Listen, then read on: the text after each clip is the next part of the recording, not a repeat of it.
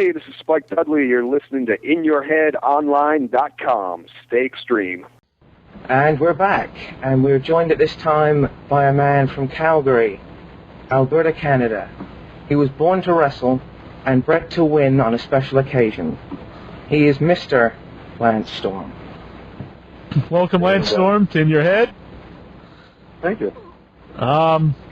First of all, I want to tell everybody about your website. It's stormwrestlingacademy.com. You can also visit stormwrestling.com. Yes, both have lots of information depending on what your interests are. So. Right. So are you completely retired now? That's the plan, as far as performing, yeah. The one-night stand match with Chris Jericho is hopefully going to be my last. I'm not saying absolutely will be, because you never say never, but I'm hoping that Storm Wrestling Academy will keep me busy enough that my performing days are behind me. So, when did you start up the wrestling school? It's starting in September. I'm doing all the organization and planning at this point in time. Our first classes will hopefully begin in September. So, was that something you always wanted to do, or was it something that really took more weight after your time in OVW? It's something I've always had in the back of my mind. When I first broke into the business, I was trained here in Calgary, and in the 2 subsequent years, I was an assistant trainer with the Heart program. So I had done training right from the get-go, and I enjoyed it. So it's always in the back of my head that this might be something I want to do when I get off the road and quit wrestling. And in the last year, when I've been training the WWE developmental program in Louisville, Kentucky, I sort of rekindled my love for the training end of it, and I've really been enjoying it, and realized that this is something I could do on my own and enable me to stay at home, which is a big plus. You kind of see this as a continuing of the Canadian Wrestling School legacy. They had since the Heart Dungeon closed, now they'll have the Storm Wrestling Academy. I'd like to think so. There's such a rich tradition of wrestling in Alberta, and more specifically Calgary, back from the days of Stampede Wrestling and so forth. So I'd like to, continue that tradition of talented workers that came out of here. There were so many guys that came out of this area before. It'd be nice if that tradition continues. Is it just going to be a wrestling school, or are you going to run shows as well? As of right now, strictly a training center. I'm open to the possibility of running shows down the road, but I'm going to take it one step at a time. I think there's a possibility, in a year or two perhaps, that WWE might be interested in making me a full developmental system like Ohio Valley. Right. If that were to happen, then it would have to be a full-blown territory with a television show and live events and stuff, which I'm certainly open to the possibility of. But as of right now, I want to proceed with baby steps and start strictly with the training center for now. Yeah. Do you think Cornette leaving OVW is going to be bad for Ohio Valley?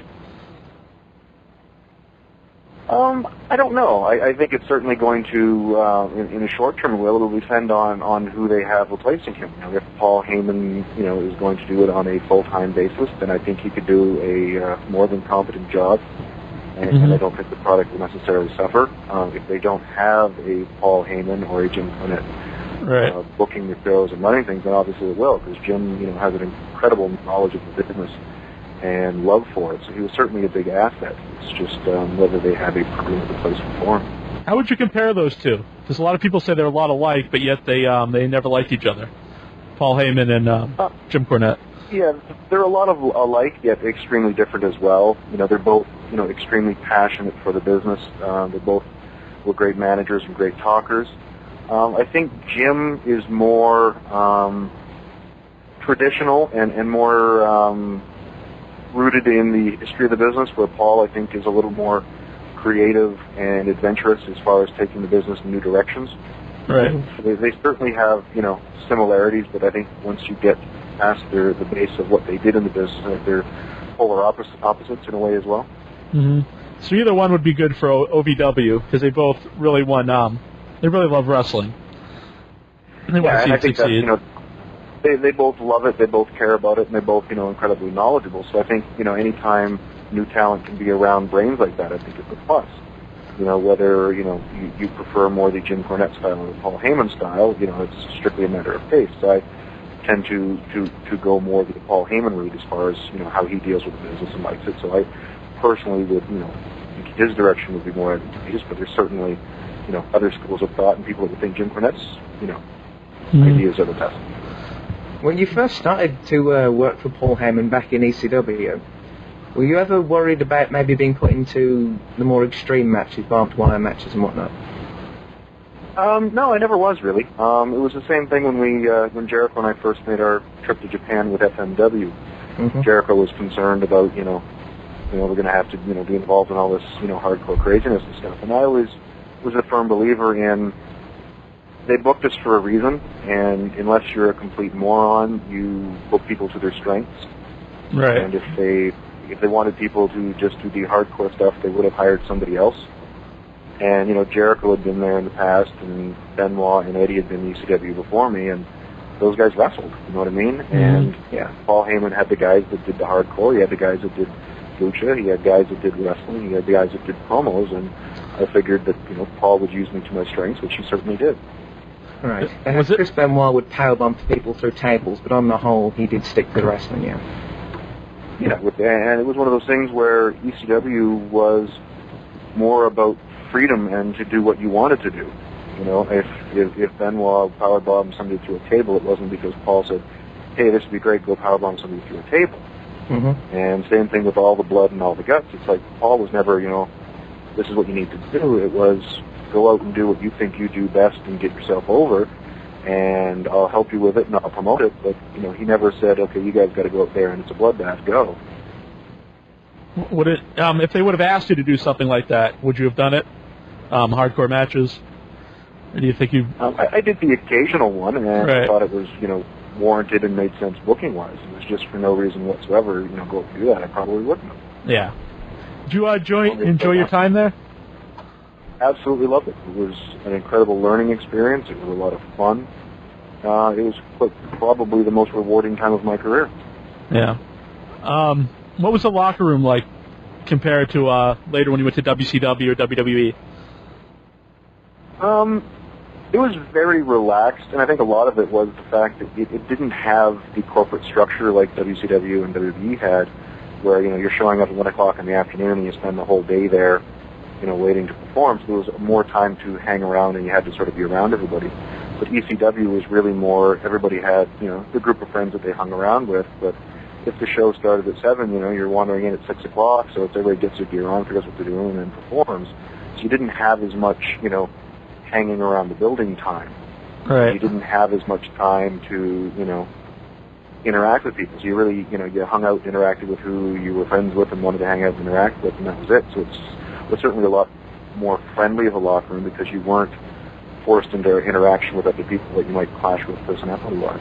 Mm-hmm. Was it hard when you left ECW? Did you want to stay, or was it just a money thing? It was primarily a money thing in that I was, concerned with the company's long-term survival. And, I had a wife and 2 kids at that time. Okay, yeah, I had a wife and 2 kids at the time.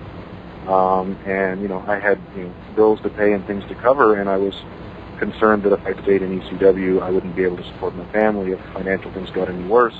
So I left primarily for the security of WCW. Mm-hmm. And it was hard because there was a lot of great people. It was tough to leave Don Marie because we were a unit for so long. And I think the real tough thing was that from a contractual standpoint, I couldn't tell anybody I was leaving. Right. Up until the end of the night, and my match was finished with Justin, that night at the pay-per-view was the first time I told any of them that I was definitely leaving. They didn't know. I think one thing that sticks out to me from your ECW run would be the blonde ponytail. The rat tail. Exactly. Do you ever long for those days? No, it was just one of those things that, it was probably, I was only probably a couple of years in business when I had it. It was just one of those things where, long hair was more common than everything else, and it was just sort of something that was noticeable and memorable in that, people, oh yeah, I remember him, he had the ponytail. It was just sort of a memorable trademark, whether it be good or bad. It was something people, remembered, if you're watching tapes, oh right, okay, I remember that. And it was also handy because I was the babyface at the time. It was sort of nice to give them some kind of hair to hang on to or pull. Right. So I had the thing, whether, stupid or not, it was there. And it was a pain because, bleaching it white, it just was like a chunk of straw after a while. Yeah. And it got to the point where I had a barber inadvertently cut a big part of it off the one time, and it got too skinny, I didn't even like it anymore. And in ECW, I'd offered, Paul, somebody could cut this off at a match or anything. He's like, yeah, not really, so I just cut it off the next day. Hey, you should have the hair versus hair match. Yeah. Well, it wasn't, obviously with my haircut, you couldn't do a hair versus hair, but it was something that... Well, the rat tail versus hair match. You could have been beat up and, someone could have cut it off for the sake of just being, right. a jerk and somewhat to, further an angle or whatever, but... Do you have any good road stories from your time in ECW? Who did you travel with? I traveled primarily with Jerry Lynn. When I first started traveling, it was Jerry, Al, Snow, and I, because I had just gotten in and really, had no clue what was going on, and Candido was knew that Al, Snow, and Jerry was sort of, of the same mentality I was as far as, go to the gym, go to the show, right. Go to bed. And he just wanted to try hooking up with them, so I did. So they were really, Al in particular was really helpful in, sort of cluing me into how you travel on the road in the wrestling industry in the States, because up until that it was all international, and they took care of your travel for you. So I learned a lot with them, and then when Al went back to WWF, it was just Jerry and I for a while, and then Justin started hooking up with us as well, so it was either the three of us or just Jerry and I by ourselves. We had a lot of fun. It'd take me forever to come up with a proper story to get on it. Right. We did a lot of fun. Jerry used to, whenever we flew into New York or New Jersey, because we always sort of hated driving through there because it was just so congested and busy. Jerry was meeting at the airport and be standing by the gate with the "I hate this town" sign. The new drivers usually have the name of the person on it. He'd just be standing at the gate with this stressed look on his face with the "I hate this town" sign. And I get off the plane and there's Jerry waiting for it. Did Snow have the head gimmick yet when you first came in?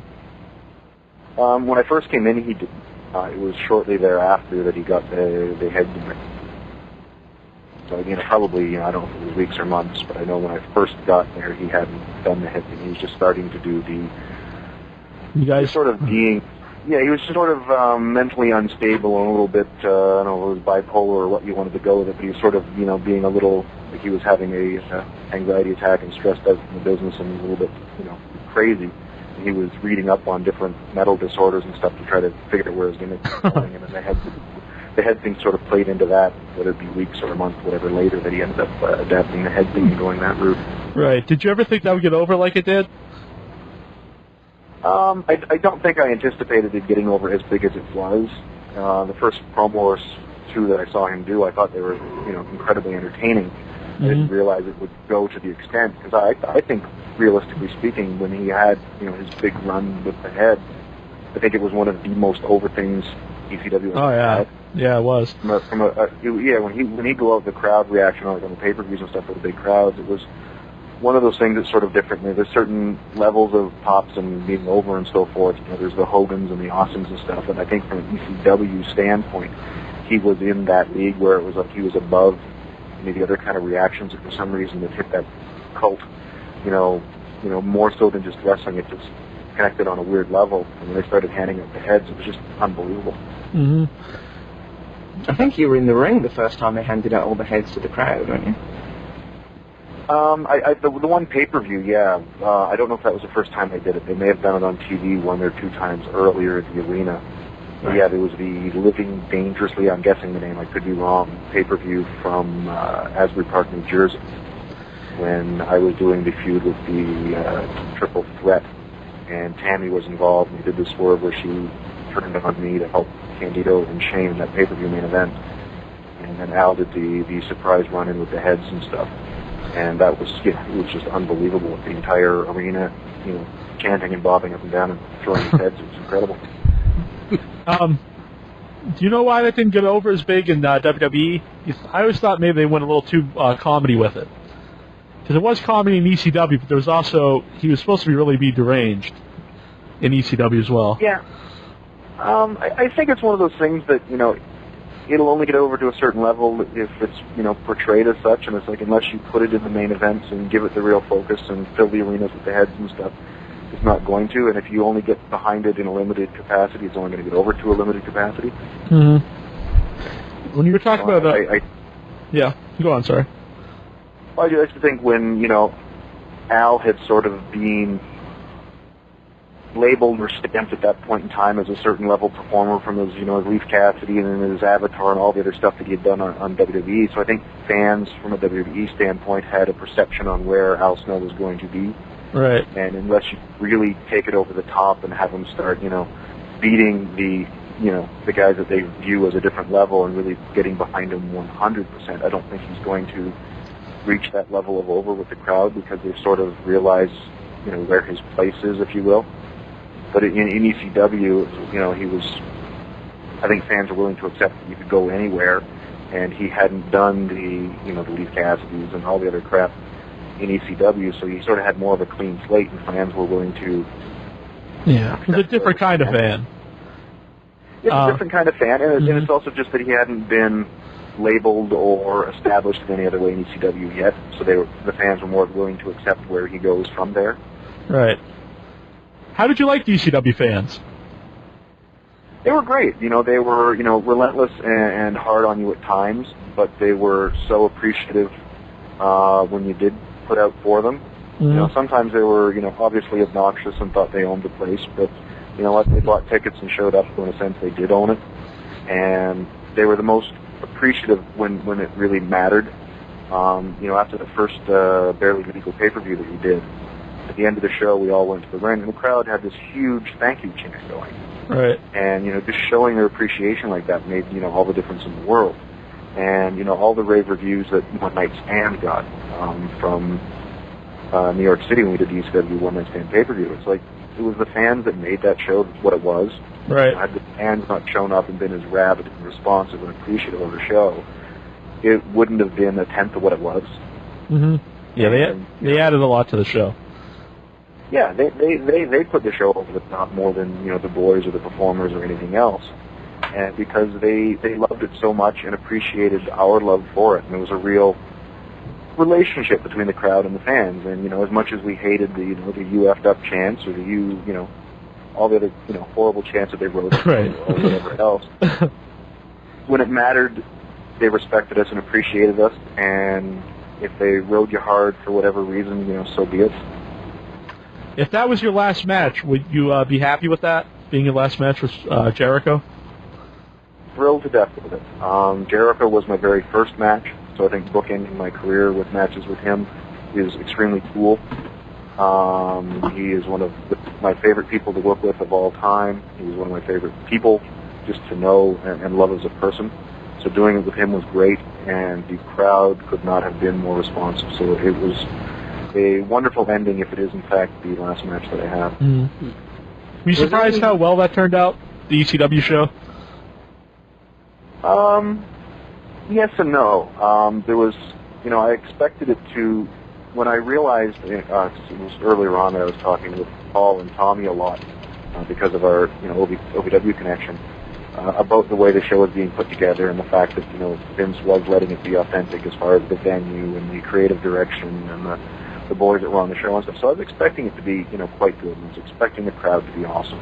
I was a little tentative and concerned with the WWE invasion angle and stuff. Mm-hmm. And I don't think it really added to the show at all, but thankfully, for the most part, it was just left for the end, so it didn't detract from the show. Like, with the exception of a couple promos, there was the JBL promo, there was the Kurt promo, and the Bischoff promo. There wasn't really any WWE involvement throughout the show. So really, with the exception of the couple promos, you could just watch the show and the ECW element of the show. And then once the main event was over, you got to, okay, here's the invasion, they get to do their thing. And I don't think it detracted from the show. Yeah. Was there any particular feud that you wished you could have done before you left ECW? There is a couple matches. I would have loved to have had Beulah back for my feud with Tommy. Yeah. I think when it was Dawn Marie doing the Beulah McGillicuddy thing, had we could have brought Beulah back at that point, I think that would have been incredible. And I'm really disappointed I didn't get to do the three-way dance pay-per-view that we were leading towards with Jerry Lynn and Mikey Whipwreck. Why was that changed? Mikey Whipwreck had signed with WCW. Right. He had told Paul and he got clearance with WCW that he was not going to go there until he did the match with Jerry and I, because we'd already started the angle, said he would finish up. And I believe, whatever reason, Paul told him, yeah, I want you to finish up, but I want you to work with Dan and put him over. And Mikey thought that was strange. It's like, you're not having me finish up the program I've started. You want me to, put over Rob. He thought that was weird and didn't want to do it. He just seemed to think it was an odd request. And then Jerry got hurt. I don't know if it was a shoulder or a rib or what. Jerry got hurt somehow, and he couldn't work either, so then the whole match just fell apart. It wasn't worth fighting for anymore. Because the three-way wasn't going to happen. So it just sort of went away, and that was it. When you signed with WCW, was there anything discussed with you creatively before you debuted on screen?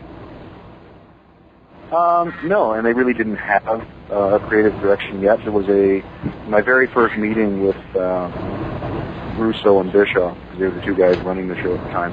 Yeah. Russo had just mentioned off the top of his head, you know what, he says, you have the same cocky look on your face as Eric Bischoff does all the time. We're thinking maybe just off the top of here that you could be Eric's illegitimate son. And while he was having all his run-ins on TV, I could end up, for some reason, saving him, and no one knows why. And then it's revealed eventually that I was his illegitimate kid from way back. And I thought that was, sort of a silly way to go, to say the least. Yeah. And thankfully, Eric killed it, saying, I've got enough angles on TV, I think adding this one's just insane. And apparently I botched that, and then it was just sort of, they started me with the run-ins, and I don't think they had a real direction where to go yet until Johnny Ace put his 2 cents in and decided to go the Canadian title route. Yeah. When was the idea for Team Canada first brought to you? Boy, I honestly don't remember exactly when. It obviously would have been just after I had the 3 titles, probably right before we went in Vancouver. And originally it was being pitched, Vince Russo wanted to make it the Canadian World Organization, and this would be the CWO, and he seemed to think for some reason, who doesn't know that it was supposed to be Canadian World Order, but I made it wrong and got Canadian World Organization instead. Because Russo seemed to be very adamant, and for some reason feels stupid with good television. So he had Canadian World Organization, and I argued and fought with him for Team Canada, and eventually he did it. Well, when Team Canada first came along, I believe the first member was Elix Skipper, who's not Canadian. I mean, was that something that alarmed you? Not really, you know what I mean? It's like, the wrestling industry is a work, so it's not like it's never been done before.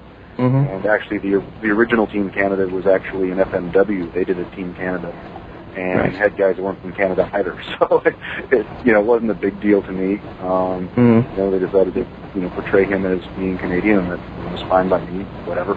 And then we had Ray Rougeau and Carl Ouellette for a short period of time, which was cool because they were Canadian, going somewhere with that. So it was a lot of fun, and Elix, worked real hard and was great to work with. So. Right. A fan of ours, Bob from Florida, wants to know what it felt like being in the ring with Bret Hart and waving the flag, and just that moment for you. It's one of the best moments of my career. Bret Hart, I've always been a big fan of his work, and then doing the whole thing in Canada with him coming down and sort of, giving a bit of an endorsement and stuff, it was amazing. And the crowd reaction that night, even when I watch it back on tape, it's like the crowd sounded lively, but it didn't come across on TV like it did live. I remember when Bret's music first hit, I turned to say something to Jacques, who was standing right beside me, and I was talking right in his ear like you would if you were in a bar, and screaming at the top of my lungs, and he couldn't hear me because the crowd was just so loud. It was amazing. Was there any creative plan for Bret to further his relationship with Team Canada, or was it just a one-night thing? I have no idea. I think it was probably a one-night thing. Yeah. It was one of those things that his status with the company was, so up in the air as far as his health concerns and stuff, and they were paying him a lot of money and couldn't do much with him because he was, the concussion and so forth. So I think it was just sort of, we've got a show in Canada, my God, we have to have Bret Hart on it. If he wasn't there, it would be insane. And so it was just a logical choice, and I think with as bad as they abused me in the finish and how poorly booked that match was, they figured that Bret would be my saving grace. It's like, no matter how many times they beat me in one match and how many stupid things they make me do, if Bret Hart comes out and raises my hand at the end of it, I'm gold again.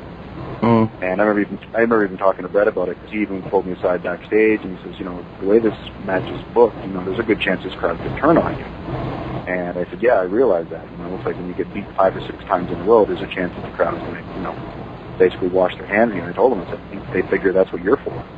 So they figure that no matter how bad they portray me in this match, as long as you come out, they're my saving grace at the end. And he said, well, that's probably true. And we went with it like that. And thankfully, the crowd was, so pro-Canada that it was, they didn't turn on me at all. They were just willing to continue to embrace me no matter what happened. So. Right. A lot of the bigger moments in the past 15, 20 years are more, after-match moments. Nobody really remembers who won the match, simply what happened after. I think it's because there's just so many dark matches now. With Raw and SmackDown being big matches, you get some incredible matches on TV for free, and then you get, all the pay-per-view matches and everything else. There's so many matches now that it's hard to remember the matches. Yeah. Back when, it was strictly WWE superstars, or WWF superstars back then, where it was, squash matches, that they called them, and so forth, that you really only had the few Saturday night main events and the 4 pay-per-views a year to those big matches. So you remember the Steamboat Savages, you remember the, Hart Foundation Bulldogs, 2 out of 3 Fall match. There's certain matches that stand out, but when you have, 40 Kurt Angle matches that are big a year that you see, and, 35 of them are incredible off the charts, you get to the point where they all blend in together and you can't remember them all. Right. So the occasional, the occasional aftermath thing that's a little bit unique, you can remember that, because there isn't as many more unique things of, okay, it was this or whatever, but the matches, there's so many now that it's hard to keep them track. Yeah, I know I remember a Superstars match from 1993 where Bret Hart made a very rare appearance on the show. More than I can remember a match that happened 3 or 4 weeks ago on Monday Night Raw. Yeah, because there's so many. I mean, it's one of those double-edged swords, too. If you go back to, Christian versus Barry Horowitz 2-minute match, he goes over with the finish, and then it's Chris Masters versus, Joe Blow, and you might risk a lot of fan backlash when I don't want to watch these crap matches on TV. I'm used to seeing, Kurt Angle and Eddie Guerrero on TV. It's a catch-22 that, by having so many big things on TV, it sort of waters it down and you lose the memorableness of the match. But to take all those big matches away and make them rare, you risk fan backlash that way, too. So I don't know if there is a solution and a way to bring it back the way it was without, completely alienating your fan base. Yeah. When WCW came to its end, you were working more predominantly as a tag team with Mike Awesome. Do you know where you were going with that? From all indications that I got, we were going to win the tag titles that last Nitro. And, had it not been the last Nitro, we were going to beat Shawn and Columbo and O'Hara, I guess, were the guys we worked that night. We were scheduled to work them. I was of the impression that we were going to win the tag titles. But then when WWF, WBE, whatever, bought and took over, they showed up. They didn't want to switch any titles. It was, okay, let's just see what we have here. We'll get through this night. It's going to be memorable enough just with the last Nitro, the Shane McMahon, the simulcast, and everything else. We'll get through this and then we'll go from there. So because that was the last Nitro and everything else, had it been a week or 2 later, I believe Mike Awesome and I were going to win the tag titles.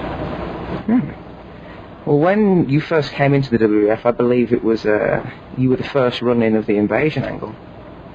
Yep. Right, during a test versus Perry Saturn, maybe? Yeah, Perry Saturn was the guy that I kicked. It was a mixed tag. I think it was Perry, Steve Blackman, Trish, and Terry were involved. I don't remember who was partnered with who. Right. But yeah, it was the mixed tag match, and I then kicked Perry Saturn to lead into the finish.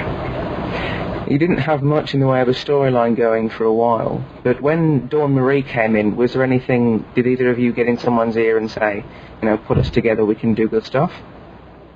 I certainly tried a few times, pitched a couple different creative directions that would get us back together, but for whatever reason, they didn't seem to have interest in that, so I was never told, no, we're not doing it. It was just sort of, it never was seriously taken to the point where they'd sit down and say, yes, we are, or no, we aren't. It was just, oh, well, we'll think about it, and it just never went that way. Right. I think overall during your career you've had some pretty memorable storylines. The large package comes to mind as we sit here. Yeah, there's a good one. Dancing Lance Storm. I mean, is there one... Go on. Is there one, what, good or bad that I remember? Sorry, I cut you off. That's okay. Is there one body of work, one feud or one match that you really think encompasses what you could have done if you were given the right stage in the WWE? One thing that I did in WWE that would... Yeah. I don't know if there was one definite thing in WWE. I think there was several things that showed what I had. I think maybe the best would be it was a SmackDown. I don't remember the exact year. It was the first time I actually did the Pro Canada thing in WWE. They were just turning Kurt Angle babyface. Mm-hmm. And it was, the SmackDown was from Washington, D.C., and they needed a heel that would definitely turn Kurt babyface. And we did the in-ring promo to open the show, where I come out with the flag and badmouthed him and the U.S., and I laid him out with a super kick. I was the Intercontinental Champion at the time. I threw the belt at him and super kicked him and knocked him out.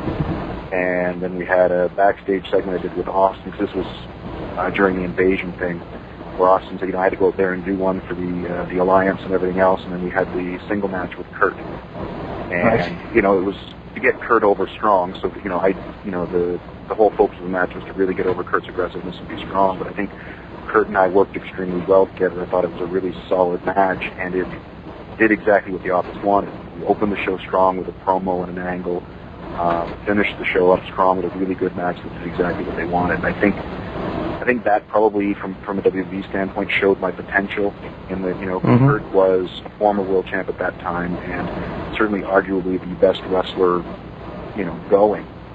And, we went in there and, performed and hung with each other and worked well with each other. And I think it showed that, from a personality standpoint, there was something that could work, because we did the promo and the angle that led to the match, and I think the match really produced as well. So I think that might be if you look at that one show, I think it shows the potential that was there that was missing.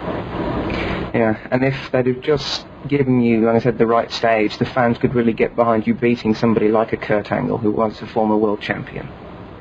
Yeah, and I think even in the midst of the whole ridiculously executed boring angle, I think we did, it was the first tag match after Jericho was doing the Let's Get Austin band leading up to Survivor Series.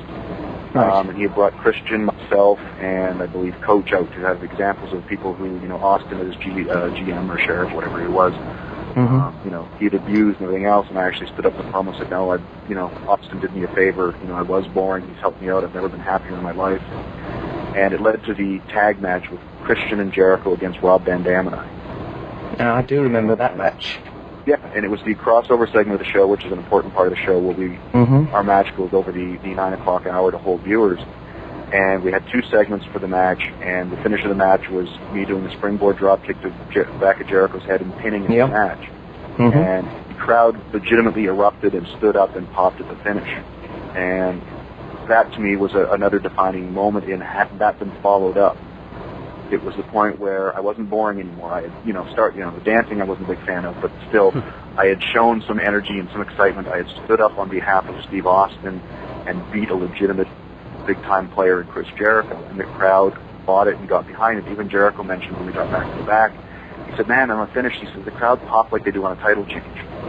Yeah. They really bought it as this was something special. It was like, oh my God, he actually did it. I think that was a moment that could have cemented me as a babyface.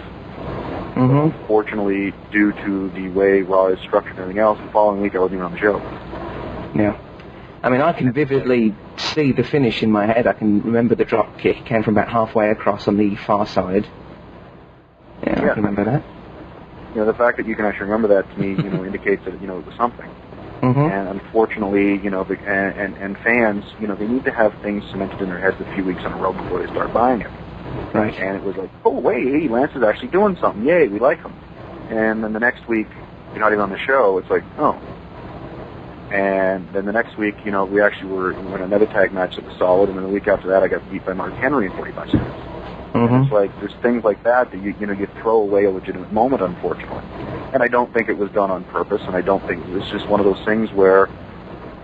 there's so much to book on a show, and there's the list of priorities. And it was just unfortunately that the week after I did the thing when I pinned Jericho, it was like, oh geez, we got to really get the Shawn Michaels angle over, and they worked about that. And it was 10 segments on a show, and unfortunately I was the 11th segment.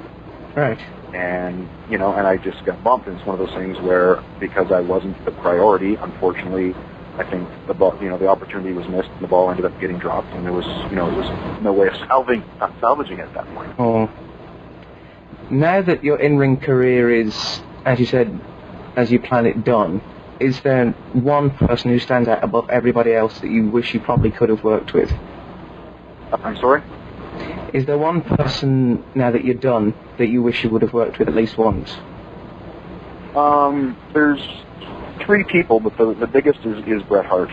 I was always such a fan of his work, loved his style, loved what he meant to the business. I thought he gave it credibility, and the sport of wrestling, not the entertainment end of the business. Yeah. I would have loved to have had a match with Bret. I think we would have been on the same page from a ring psychology standpoint. That's the biggest one. Number 2 would be Benoit. And I think number 3, I would have really enjoyed having the chance to work with Shawn. Right. I think those are probably the only 3 that I could actually sit back and go, damn, it would have been nice.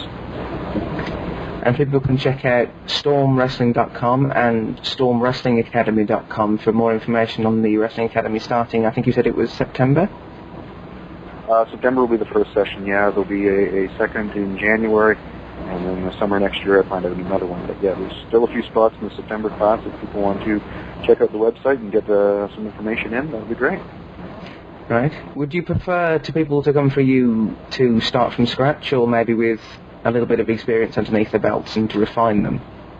I'm doing both. I'm planning a starter class for people who, obviously aren't in the business but want to be, and then I'm also offering advanced training, which is going to be more similar to what I did in OVW, where I take people that know how to wrestle or know how to do moves, and really teach them how to work more the WWE style, and try to help them with ring psychology to have better matches. Are there any? Okay. Are there any prerequisites for people to come and get trained? Is there anything they have to have or have to have done first? Nothing specific that would, if you haven't done this, you can't come. But obviously, you need to, be showing up in physical condition. You can't just, step up off your couch and show up. They will be required to, have a note from their doctor saying that they're physically capable of taking part in strenuous physical activity. There will be a liability where they will have to sign. They need to show up in the best shape as they can be if they're serious about doing this for a living or even doing this as a part-time hobby. There's some guys who just want to work a few indies here and there on weekends because they love it so much, which is cool. You do need to show up in shape, because if not, you're going to get hurt, or you're going to get injured, or you're just not going to make it. Is there anybody else in the business that have contacted you and said that they would definitely come in at some point to help train? Not so much that. I've had several people that have, offered, whatever I can do to help, when I have the chance, Jericho, Benoit, a few others. I don't know if they're actually planning on showing up one day when they have a chance or not. But stuff that they really think it's great that I'm, giving back to the business and trying to preserve the art of actually wrestling and having matches. That they can, they're more than happy to do what they can. I don't have, a specific plan on yes, one of these guys is going to show up to help train or anything. Yeah. But they're certainly, happy that I'm doing this, and hopefully they can help in some way. Will people be able to learn how to cut promos and appear on television? That will be a part of it. I had to do some of that in OVW as well. There's certain key elements that WWE likes with their promos and certain styles and environments that I can instruct them with and give them the opportunity to improve with. I'm actually tentatively, I haven't actually planned a date yet. I'm actually Cyrus, Don Callis from ECW fame. Absolutely. He's actually, I've talked to him, and we have planned him coming in and actually doing a couple of days of promo training. He owes me money from a booking way back when. I told him I'd book him, and he could null and void his debt. So, but yeah, we plan on covering, or I plan on covering every aspect of the business. A lot of promos, it's going to be, just having the opportunity to do them in front of people and developing their own style. But there's certain pitfalls and certain required elements, teaching them and so forth, as far as the way WWE likes the promos done, and the way I think promos should be done. Paul taught me a lot of that, and I will relay that information as well. Would you be accepting female applicants into the school? I will be, yeah. I think I've worked a lot with the female women's division in WWE when I was up there, and worked with the girls from OVW as well. I'm more than happy to train girls if they're interested. I think they're sometimes even better students than guys are. I think they're more appreciative when you actually, give them the time of day and treat them with respect. So it's a lot of fun working with the girls because I think they appreciate the effort more. StormWrestlingAcademy.com. After watching you wrestle for many years, I've been a huge fan of yours since pretty much the first time I saw you in the ring. If I had the opportunity to train in the Storm Wrestling Academy, I would certainly jump at it. There you go. Yeah, you can check out StormWrestling.com, and we'd like to thank you personally from the... I don't want to get a bit sappy here, but from the bottom of my heart for coming on the show. My pleasure. Thanks for having me. Absolutely. Thanks We'd so love much. to have you on again at some point later on down the line, when you've got a definite date set up for classes. Yeah, keep in touch via email, and we might be able to set up another interview down the road for sure. Absolutely. Well, thank you very much. Hello, wrestling fans. This is Nunzio, the true full-blooded talent, and you're listening to In Your Head Online.